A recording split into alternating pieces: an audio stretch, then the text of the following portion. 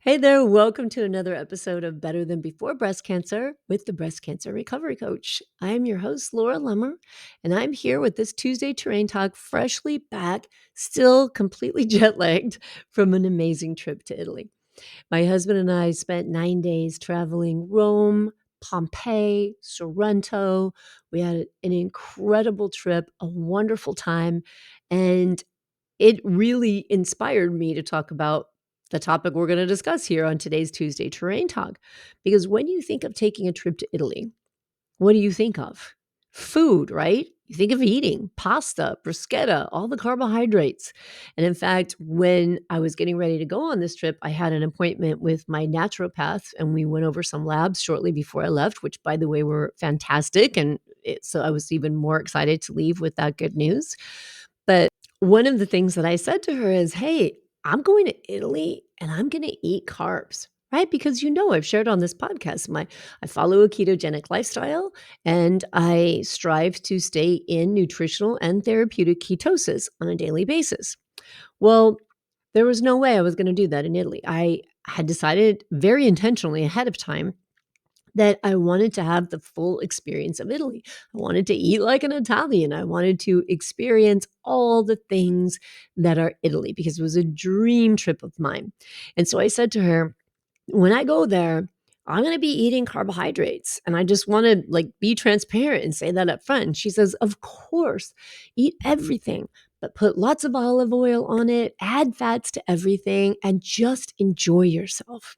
And that's exactly what I did. I had a wonderful time, and I'll be honest with you, of course I ate pasta. I ate croissants. I had no idea that there was a pastry shop every 10 feet in Italy, which is amazing, and their pastries are just fresh and wonderful and absolutely delicious. And I not only ate pastries, but I ate breakfast, which I normally do not do, but we're in Italy. We get up, my husband and I, we go have a cappuccino and a pistachio croissant or some other little beautiful delicacy from one of the bakeries. And even though I was eating outside of the way I normally do, I thought it was really interesting because as I'm paying attention to my body, I would notice that there would just be a point where my body, I could tell it's like, I don't want to need more food, right? I don't want to put any more food in it. And it wasn't as if I was gorging on food, but it was just a different type of food than I normally have. And so I may have ordered, a beautiful plate of seafood risotto, but I didn't always eat the whole thing. My husband and I shared some dishes. He would get pizzas, which was another shocking thing. I didn't realize that a pizza, which is like the size of a medium pizza here in the US, was one person's meal. I couldn't believe you would just order a pizza, and I just saw all these people ordering pizzas, and they'd eat the whole thing. It was amazing to me. So I tasted pizza, I had pasta, I had baked goods, but it wasn't crazy. Right? I think a lot of people worry about going on vacation or going and having an experience and think they're going to go overboard. They're going to gain all this weight. They're going to be miserable when they come home. And even though I had decided I am going to eat like an Italian, I also was very intentional about paying attention to how my body felt. So there were some days where I really followed more of a ketogenic diet, having a caprese salad, having tuna tartare, because there are a lot of options that are ketogenic friendly in Italian cuisine. Definitely, absolutely. But I didn't restrict myself while paying attention to how I felt. Now, I want to make a point of pointing that out because I think it's important to realize that we can have it all. And then we can come back to the lifestyle that we choose, right? And even if the lifestyle you choose is a lifestyle of having it all, if you do choose to eat flour, if you do choose to eat sugar, it doesn't have to be all or nothing. And I think that oftentimes we prevent ourselves from following a healthy lifestyle because of that fearful thought of I've got to give up these things if I want a healthy lifestyle. But why can't all of it be a part of a healthy lifestyle while you're listening to your body and paying attention and responding to how your body feels? Right? So there were some times when we'd have a glass of wine, or in Sorrento, limoncello spritzers were a huge thing. I had a limoncello spritzer, but then I would pay attention and, maybe we'd go to dinner and my husband would say, "Oh, you want to have a glass of wine?" Or of course, every server was just like, "Limoncello spritzer or a glass of wine?" What do you want? and I would have a cappuccino, right? I just felt like, nah, I don't want to put alcohol in me. So I thought it was a great balance of getting to experience Italy and still taking good care of myself and being very ready to just cut those carbs out by the time I got home, right? I could definitely tell a difference. And I'll tell you what, I got back on the scale when I got home. I was 6 pounds heavier. The next day, I fasted intentionally. I had planned on doing that because I wanted to get back into ketosis. And I was down 4.5 pounds because eating those carbs, it's just carbohydrate, right? It's got a lot of water and it makes water, it makes me, I'm sensitive to it and I retain water. So it was interesting to see how quick I lost that water weight when I got back. And that's really what I want to talk about here. I want to talk about the concept of metabolic flexibility and the importance of metabolic flexibility. So, let me explain to you what that means, why it's important for our health, how it supports healthy aging, and different things you can do to improve your metabolic flexibility. So, we've talked about metabolism here on the Tuesday Terrain Talk, and metabolism is basically the way your body works, right? It's everything, all the chemical processes, all the things that happen in your body, and especially using the energy from food, carbohydrates, proteins, and fats, taking that energy, transferring it into your body, and then your body being able to access that energy. Carbohydrates, typically quick energy, easy for the body to access, easy for it to convert that energy into energy that can be used for body functions. Whereas fats can be stored in the body and they're a little more difficult for the body to access. And so when you follow a ketogenic lifestyle, you may hear a phrase called fat adapted. And people say, you got to stick to your ketogenic diet and stay in ketosis until you're fat adapted. And then when you're fat adapted, because pretty much nobody can just stick to one way of eating forever. I mean, you got to have some, I don't know, intense willpower and discipline to do that. So we know that human beings are going to have pasta now and then. They're going to have a piece of bread now and then. And that's not a bad thing. What we want to make sure is that if we choose to have and incorporate these foods into our diet, that we do it in such a way that our body can switch back and forth in using all of these fuel sources efficiently and effectively. And that's basically the definition of metabolic flexibility. It's the efficient utilization of fuel. So it's the capacity of the body to adapt, and based on what food is available to it and the body's energy demands, being a metabolically flexible person means the body can efficiently use carbohydrates when there's a lot of carbohydrates around, and then it can switch to burning fats when carbohydrates are not available, carbohydrates are low. And an interesting thing, especially in Italy, is that you just walk everywhere. We walked 15, 20,000 steps a day. So even though I did have carbohydrates, and definitely way more carbohydrates than I would normally have in a day, that is a really quick and easily accessible form of energy, like I just described. And so because we were walking so much, it helped to have those carbohydrates and just keep that energy nice and even, right? I didn't have big peaks and valleys and spikes and sleepiness and bursts of energy because we were walking a lot. So the demands of my body were saying, hey, I need some more energy, right? So when our bodies are metabolically flexible, it helps keep energy levels more consistent, and it helps to avoid those spikes and crashes that people who are metabolically inflexible will often experience. So, metabolic flexibility, another thing that it does is that it helps us to manage our weight. Because when we are metabolically flexible, when we can use the available fuels that we're putting into our body, then we can efficiently switch between accessing fat storage and carbohydrate intake. It's easier for our body to maintain a healthy weight instead of just storing and storing and not being able to be fat adapted to remember how to use those fuels, and then feeling like these peaks and valleys and like you've got to go get a donut or get something to give yourself a burst of energy. Okay. Another benefit of being metabolically flexible is it reduces risks of metabolic diseases. And metabolic diseases are things like insulin resistance, type 2 diabetes, and obesity. When we're metabolically inflexible, And those hormones, like insulin, are not working properly in our body. We become insulin resistant. When we're not fat adapted, we're storing more energy, right? And so that leads to obesity, especially abdominal obesity is a very unhealthy thing for our optimal metabolic health. And so when we're metabolically flexible, as I said a minute ago, we can use those energy sources more efficiently, then we have a tendency to store less and access those fat stores more effectively. So, another thing is that it really helps to ensure when you're metabolically flexible, it helps to support a smoother transition. So, on those times where you're like, I'm going out to this meal and I'm going to have the creme brulee, I'm going to Italy and I'm going to eat the pasta. But when I get home, I'm going to go back to following my normal diet, which is going to be a low carbohydrate diet, which I recommend for anybody a low carbohydrate diet. And when we do that, we don't go through like that withdrawal or that sick feeling, or sometimes people call it the keto flu, because we have trained our bodies to be metabolically flexible. So it's a very important thing. We can go back and forth. We can follow a healthy, low carb lifestyle. We can indulge in some treats and some wonderful experiences now and then we can come back. So it's not the throwing out the baby with the bathwater or all or none, but our bodies are very efficient at remembering how to use various types of fuels.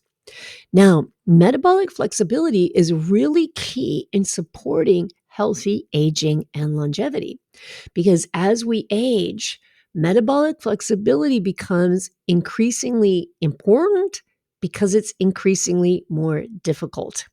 So, as we age, some of the changes we experience in our body are alterations in our metabolism. Our hormone levels change. Our physiological functions are impacted by those changes in our hormones and by several other things. So, let me give you a list of some of the things that change with aging and why it's important that we maintain metabolic flexibility to support ourselves through these changes. So, one of the big changes with aging is age related muscle loss. So, as our bodies age, they lose muscle mass and muscle strength unless we are intentionally lifting heavy stuff and building muscle tissue. Muscle tissue is very metabolically active. So, when we lose it, we tend to have a reduced metabolic rate and we're less effective at using glucose because muscle is a major site for glucose uptake. So, blood sugar is glucose, and our muscles use that. So, when we lose muscle mass, we become less insulin sensitive, and it makes it more difficult for our body to switch between using fuel sources efficiently. And that not only increases our insulin resistance, but age itself increases insulin resistance. In fact, aging affects the secretion and the regulation of lots of hormones like growth hormones and sex hormones and other metabolic processes. So it's really important that we pay attention to deliberately building and maintaining that lean body mass. That's one thing that's going to help us maintain metabolic flexibility throughout our aging. Now, another thing is that as we age, we decrease our physical activity. Now, a lot of people don't realize that because, life just goes along one day at a time. And I'll hear from people all the time that say to me, I don't understand. I'm gaining all this weight. I do everything that I always did before. But in fact, lifestyle changes as we get a little older. So when you have busy jobs, you're building your career, or you have a young family and you're running around and doing 100 million things. And even as children age or as they leave the home and start their own lives, our lives become more sedentary because we don't have so many demands on us, so much running around that has to be done. Usually, also, as people age, they become a little more financially secure. So they can afford to be a little more luxurious, eat a little more high calorie, high fat foods. They don't have to run around picking up kids so they can have a glass of wine here and there without worrying about it. So we not only move less, but we have a tendency to consume more food. So here's like this perfect storm. We're losing lean body mass. We're moving less, so less activity, less caloric intake, but we're used to eating a certain way. So we keep eating that certain way, and then maybe we add in a little more richness, a little more alcohol, a little glass of wine here and there. And we don't even realize because it's so subtle, this all starts to add up and increase the storage of fat and increase the resistance we have to insulin and increase our metabolic inflexibility. Another very important thing as we age is that our mitochondrial function slows down. Mitochondria, which I have a show coming up on mitochondria for another Tuesday Terrain Talk in the near future. I don't know, remember exactly which one it is, but it's coming up. And when we're talking about mitochondria, they are these little organelles inside of our cells, and they have a huge role in the amount of energy that we have. And they also play a big part in cancer and how cancer works in our bodies. So mitochondria become less efficient with age at doing their job the way they're supposed to do it. And so that decline in the way mitochondria functions can affect the body's ability to metabolize carbohydrates and fats effectively. Other lifestyle factors that affect it as we age: stress and sleep. So, as people age, they have a tendency to have more disturbed sleep patterns. And especially for those of you who've gone through menopause and you wake up constantly throughout the night having hot flashes, you know what I'm saying, right? When we have increased sleep disturbances, less quality of sleep, that has a huge impact on our blood sugar regulation, our hormone regulation, and that affects our metabolic flexibility. Aging has another great benefit, right? We've got life experience. And what happens as we experience life? We are exposed to so many things. So, as the years accumulate, the exposure to environmental toxins accumulate within the tissues of our body as well.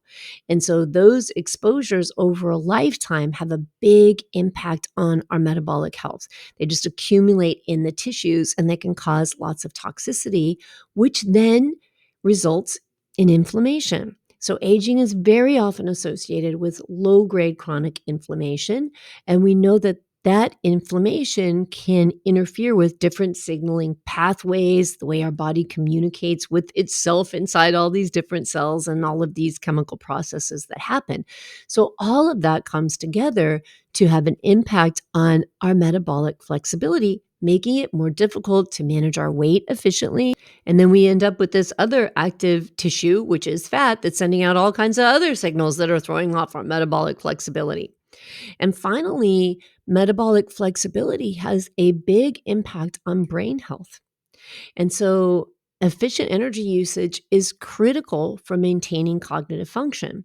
And metabolic inflexibility has been linked to neurodegenerative diseases like Alzheimer's. And I think I've said on the show before that now we're even talking about Alzheimer's as being like type 3 diabetes, and seeing that our metabolic health has a big impact on our brain health. So you can see that metabolic flexibility and our ability to switch back and forth between using carbohydrates and fats for energy is really important, not only for a healthy lifestyle, but for a healthy, long life. So, how do we improve our metabolic flexibility? One important way is to make sure you're eating a whole food diet. I'm going to sound like a broken record. I think if you go back and you listen to all of the Terrain Tuesday talks, you're going to hear the same thing, right? You're going to hear me say the same thing over and over again. Eat whole food, mostly plants, healthy fats, keep carbohydrates mostly coming into your diet through fruits and vegetables, but keep processed carbohydrates low, and that helps us maintain improved insulin sensitivity. And then moving your body. A way to improve metabolic flexibility is to exercise regularly. When you have a combination of aerobic, or we call it cardiovascular exercise, and anaerobic, or something like strength training and resistance training, this trains our body to use different fuel sources, because aerobic and cardiovascular exercise are going to access carbohydrates faster. They need quick energy for movement, right? Whereas slower workouts like weightlifting, or even when you're sprinting and you sprint and then stop and then sprint and then stop, these are the types of exercises that teach our body to access fat stores more effectively. So, creating an exercise program or having a movement program in your life that incorporates both aerobic activity and strength training or anaerobic activity is super important for maintaining metabolic flexibility. The different tissues in our body need different resources. And when we activate that and we're continuing to train our body to use everything that it needs and to access all parts of our body, then it's going to work better overall. Now, eating is not just important, but not eating is also important. Regular intermittent fasting can really improve your body's ability to switch to fat burning during the fasting periods and to be able to efficiently use carbohydrate sources during feeding periods. So, 16-8 method is a really popular one, which means fasting for 16 hours a day and eating in an 8-hour window. And that way you give your body a nice long break of 16 hours to use its fuel sources efficiently. Sleep, as I mentioned before, is so important. So, sleep studies and sleep hygiene are just becoming more and more talked about in the world of health and healthy lifestyles. And honestly, if you don't have good sleep habits or you do have disturbed sleep, I would highly suggest working with a sleep specialist, talking to your doctor about having a sleep study and just having someone look at you and observe and see what's going on when you're sleeping and how can you improve that sleep quality. And then another way of improving metabolic flexibility is stress management. Isn't it interesting how we hear the same things over and over again, yet they seem so simple, right? We think, here are the things that really improve your health, and instead of kind of embracing what's really simple and easy to turn to, I find that we often want to reach out to something else. We want a supplement or we want the newest and the greatest and the shiny objects. And if we just come back to the simple basics of life over and over and over again, those are going to be the things that support the terrain of your body more than anything else. Stress management. Activities like meditation, yoga, and mindfulness are very important in having a positive effect on our metabolic flexibility because chronic stress leads to hormonal imbalances, and those have a negative impact on our metabolic health. Staying hydrated. Hydration, water is a super important part of our body. And when we are well hydrated, it actually supports our metabolic processes and it helps us use energy more efficiently.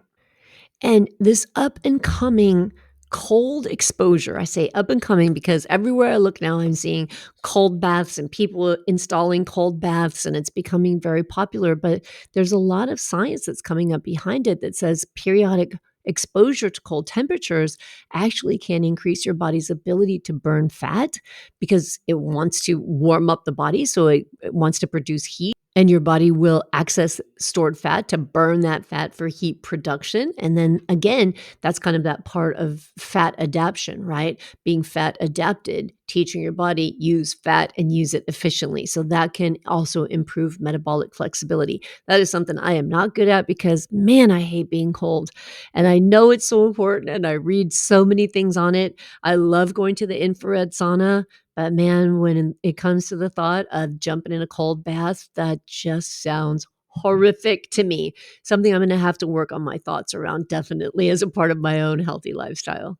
But keep in mind that improving metabolic flexibility is not about a quick fix. These things take time, right? And they can be long term practices. So you want to make sure that you're managing and paying attention and monitoring how your body is responding to different macronutrient ratios. Does it feel like your energy levels are even throughout the day? And if not, do you need a protein increase? Do you need a carbohydrate reduction? Do you need to add in more fats for long lasting energy? So be open to the idea of just adjusting your diet based on lifestyle, based on your body's responses, and based on your health goals. So be in it for the long run. And we don't have to think that it has to be perfect all the time. And we don't have to hold to this idea that we have to just do one thing or other or it's good or bad. This is a life and it's all encompassing and it's wonderful. So how will you know if you have good metabolic flexibility? Well, you'll know by having even energy, by having good sleep, by not having, these peaks and valleys in your energy throughout the day. When you're metabolically flexible, you'll have less brain fog. You'll be easier to maintain a healthy weight, so you'll have less excess body fat. And when you manage your blood sugar, you're going to find a nice, low, even level of blood sugar. All of these things are going to point towards metabolic flexibility. So, once again, let's just come back to the basics of simple, good care of the body. Good, healthy nutrition, organic as much as possible, plants as much as possible, healthy fats as much as possible, and eliminating the stress in your life by taking care of yourself from a mindful approach to food and living and to joy. And this will help to support your metabolic flexibility, which will help to support healthy aging throughout your life and a beautiful, long, healthy, enjoyable life. And isn't that what we all want? As one of my Italian cab drivers said over the last week, all is good that ends a good. And so it doesn't matter what you've done so far up to this point. It's good to start paying attention now. All is good that ends good. Every day is a chance to start taking care of ourselves better and better and better. So why not start now? Take care, and I'll talk to you again very soon.